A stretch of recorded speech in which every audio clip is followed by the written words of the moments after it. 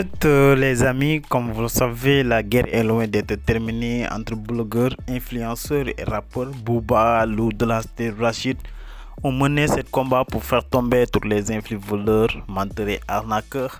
Et les influenceurs, ils continuent de faire des placements de produits et ces placements de produits font l'objet de plusieurs débats dans les réseaux sociaux. Booba, dans ses luttes, il a terminé pas mal d'influenceurs, Marc Blatta, Dylan Terry, Popet Kenza, Megali, entre autres. Mais aujourd'hui, Bassem Breki fait des révélations sur Popet Kenza et Dylan Terry. Mais Dylan Terry essaie de répondre à Bassem Breki, d'où ses propos. Pareil pour mes projets, je suis pas à terre, je suis loin d'être à terre. J'ai jamais été à terre d'ailleurs et voilà, il y a des trucs qui arrivent, il y a des projets qui arrivent en septembre. J'ai mon film qui va sortir et ça va être incroyable. Et pour plus de détails, on va écouter les propos de Bassem Breki. Alors, voyons voir un peu. MV, je me suis voilé, hihi. Tes stories m'ont encouragé, sache-le. Alhamdoulilah, je suis trop heureuse. Alhamdoulilah, je suis trop heureuse. D'accord? Alors MV, maths, V, vitesse. Ah non, ça veut dire ma vie. Ma vie, mon homme, mon baby shower, mon mariage qui bullshit, mon divorce, ma pension qui veut pas payer. C'est pas grave, je vais aller voir l'avocat du Vaucluse. Très bourrimi. La tête de mon père que je suis allé voir le profil, grâce à qui elle s'est voilée. Le roi Merlin, de la peinture, du stucco, du mektoub. Mais bon, le bon soupçon. T'es qui toi pour juger? Même les filles qui se voilent, tu veux pas? Si elle avait pris exemple sur une vraie... Je vais regarder. Ouais, après. Bon, tranquille les gars, tranquille. Vas-y. Allô? Salam alaikum Bassem. Salam. Ça va frérot? Alhamdoulilah, et toi? Ouais, ça va. Alors je voulais te parler des influenceurs de Dubaï. Tu veux lancer... Je sais pas si Tu veux parler de quoi, excuse-moi l'ami? des influenceurs de Dubaï. Ah, ouais, donc? Alors je sais pas... Non, du tout. Je sais pas si t'as suivi, mais en ce moment ils rentrent tous en France suite aux réglementations sur Snapchat et les publicités. Ils ont beaucoup moins de partenariats. Du coup, financièrement ça commence à être KO un peu. Ouais, bien sûr. Et donc? Alors, Voilà. Alors c'était prévisible. En fait, il faut en parler. Il faut aussi dire que il y a eu une période dorée. Moi, je suis arrivé à la fin. Mais il y a eu une période dorée, 2017, 2020, 2020, au grand maximum. Après 2021, ouais, ça a commencé un petit peu. Bon, regarde les influenceurs. Déjà, qu'est-ce que tu appelles influenceur? Influenceur, quelqu'un qui a beaucoup d'abonnés et qui vit sur le dos des Français. Pour toi, je suis un influenceur? Est-ce que pour vous, je suis un influenceur? Non. Ouais. Je pense pas, je te mets pas dans la catégorie influenceur. Non, toi tu travailles, t'as un vrai métier, tu bosses. Mais je te parle des influenceurs de Dubaï, ceux qui mènent la grande vie et qui escroquent la moitié de la terre, quoi. Alors frérot, peut-être que je suis... si, en fait, non. En fait, je suis un influenceur, mais c'est le procureur, ça qui l'a dit. Le procureur a dit, en fait, je suis un influenceur, mais pas comme eux. J'influence peut-être les pensées, les gens ils disent. C'est pour ça que le procureur, il a dit, cet homme est le darknet. Comment il peut être autant suivi? Bon, après, j'ai envie de te dire, eux, ils ont surfé sur une vague. C'est vrai que maintenant, Rouya, je t'explique, je pense que ces personnes-là, moi j'ai les chiffres. Dans la vie où ils vivaient, avec le train de vie qu'ils avaient, à Dubaï, c'est 20 000 euros par mois. 20 000 euros par mois, sache que les agences te le proposaient. 20 000... Alors quand tu dis 20 000, attends, je te coupe. 20 000. 20 000, C'est rentré c'était... ou qui est dépensé? Non, C'est quoi les 20 000? non, 20 000 euros, c'est-à-dire ils prenaient 20 000 boules. Dans les 20 000 boules, enlève tout. La location de la maison, enlève... Il suffit que tu vas avoir une bonne maison, tu vas avoir un train de vie. Une bonne maison à Dubaï par mois, c'est entre 7 et 10 K. D'accord. Et combien ils ont rentré par derrière? Moi je connais les chiffres. Wallah, je connais, je suis dedans. Sauf que moi j'ai vu. J'ai vu, quand je suis allé faire des publicités pour les maisons, ce mec-là, il louait à tout le monde. Il me disait, moi. Il me disait, une maison comme ça, avec du personnel, c'est 10 000 euros par mois. 10 000 euros par mois, tu rajoutes 10 000 euros de manger, de sap, de... Ça, c'est ce qu'ils gagnaient. Et les influenceurs, pourquoi ils étaient établis là-bas? C'est parce qu'ils avaient des contrats. Des contrats de 1 an, de 6 mois. En fait, ils avaient un forfait de pub à faire. Tout simplement. C'est pour ça qu'ils s'installaient là-bas. Voilà. Donc, et du jour au lendemain, frérot, ils sont passés de 20 000 euros à 0. Parce qu'ils ne savent rien faire d'autre. Ils savent rien faire d'autre. Comment ça, je dis n'importe quoi aussi? Je te le dis, moi. Je te le dis.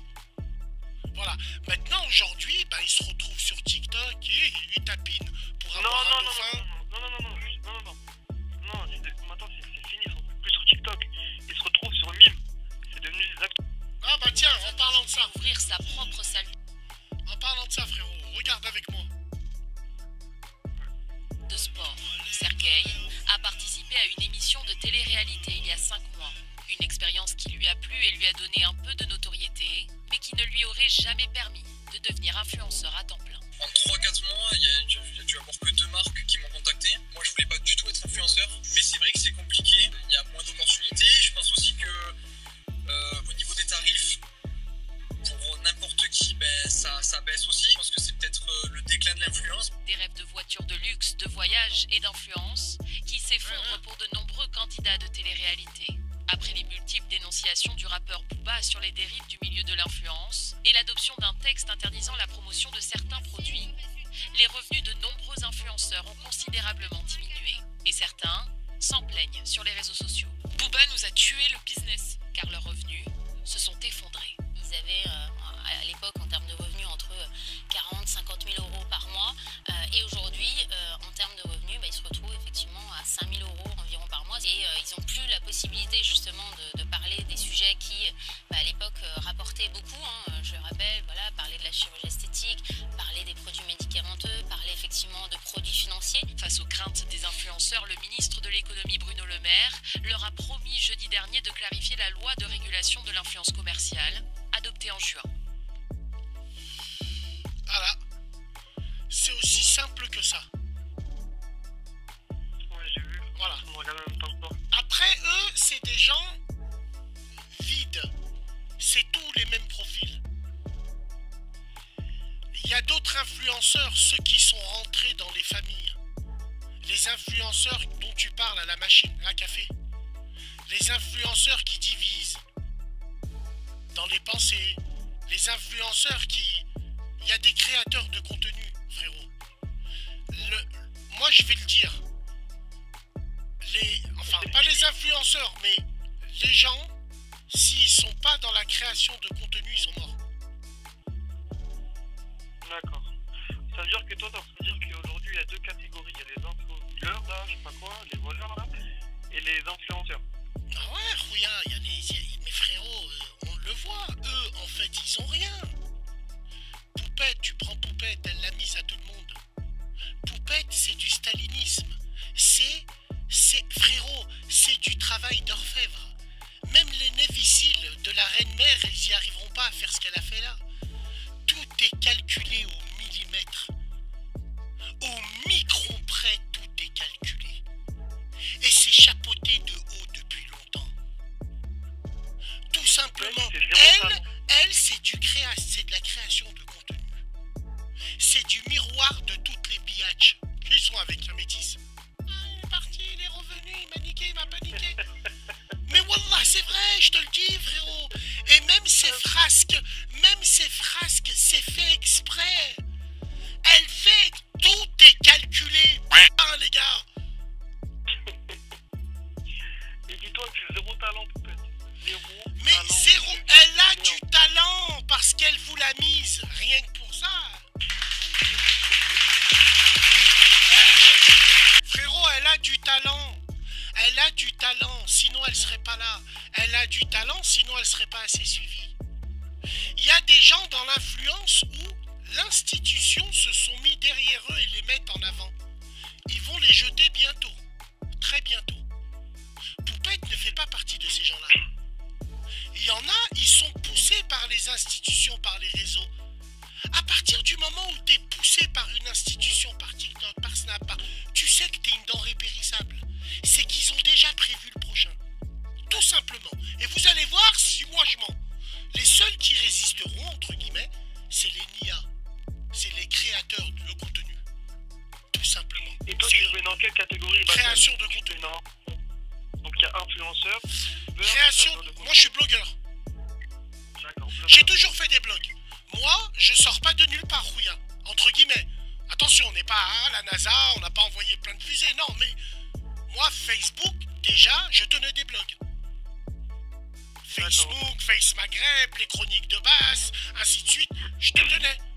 Mes lives, ça fait depuis 2016 que je l'ai fait. J'ai fait Periscope, je l'ai haïri, je suis allé sur TikTok, garde à vue.